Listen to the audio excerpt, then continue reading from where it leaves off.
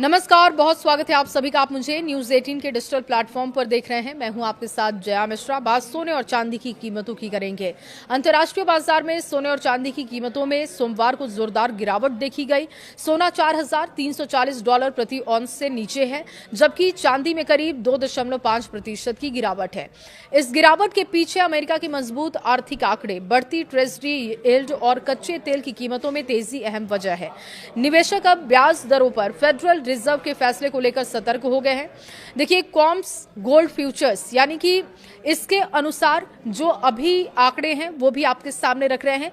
$4,334.50 इसमें गिरावट देखी गई, जो कि पिछले लेवल से $30.80 कम है। वहीं सिल्वर की कीमत में भी लगभग 3% की गिरावट, जो कि $67.39 प्रति औंस रह गया है। पिछले हफ्ते भी सोने में करीब 5% की गिरावट, चांदी में 9% की गिरावट देखी गई थी। मजबूत अमेरिकी लेबर मार्केट डेटा के बाद निवेशकों की उम्मीदें बदल गई हैं। अमेरिकी डेटा ने बदली मार्केट की धारणा। देखिए, अमेरिका में मई 2026 का जॉब डेटा बेहतर रहा है और इसमें फेडरल रिजर्व के द्वारा जल्द ब्याज दरों में कटौती की संभावना कम हो गई है।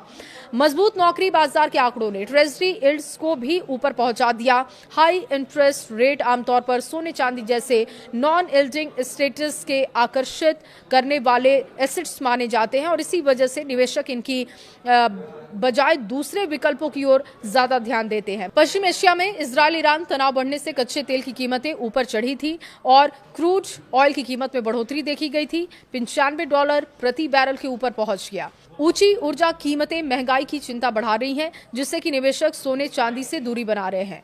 मार्केट के जानकारों का कहना है कि कीमती धातुओं की कीमत अब आने वाले आर्थिक आंकड़ों पर काफी निर्भर करेगी। इस हफ्ते अमेरिका का इन्फ्लेशन डेटा, यूरोपीय सेंट्रल बैंक और बैंक ऑफ कनाडा की MPC की बैठक अहम होगी। चीन के ट्रेड और महंगाई के आंकड़े, अमेरिकी कंज्यूमर सेंटिमेंट डेटा और भारत के इन्फ्लेशन आंकड़े भी बाजार को प्रभावित करेंगे। मजबूत डॉलर, ऊंची बॉन्ड यील्ड और ETF से निकासी और बाजार में सुधार देखने को मिल रहा है। रिस्क जो एपेटाइट है सोने चांदी पर ये दबाव डाल रहे हैं। ईरान और इजरायल के बीच तनाव में संभावित समाधान की खबरों में भी सुरक्षित निवेश की मांग घटी है। बाजार के जानकारों के अनुसार पश्चिम एशिया की स्थिति, तेल की कीमतें और प्रमुख आर्थिक फैक्ट्स पर निगाहें बनी हुई हैं।